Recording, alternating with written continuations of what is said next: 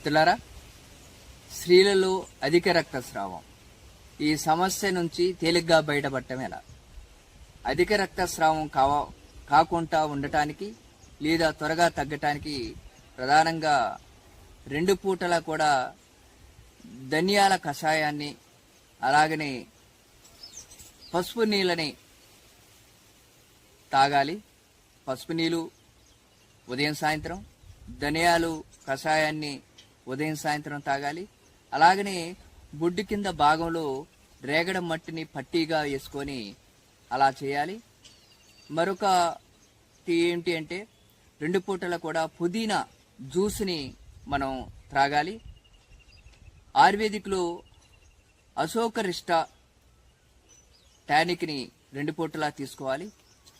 అలాగనే స్త్రీ రసాయన ఒకటి దీన్ని కూడా 2 పూటలా తీసుకున్నట్టయితే అధిక స్రావం నుంచి త్వరగా బయటపడవచ్చు. జై గురుదేవ్.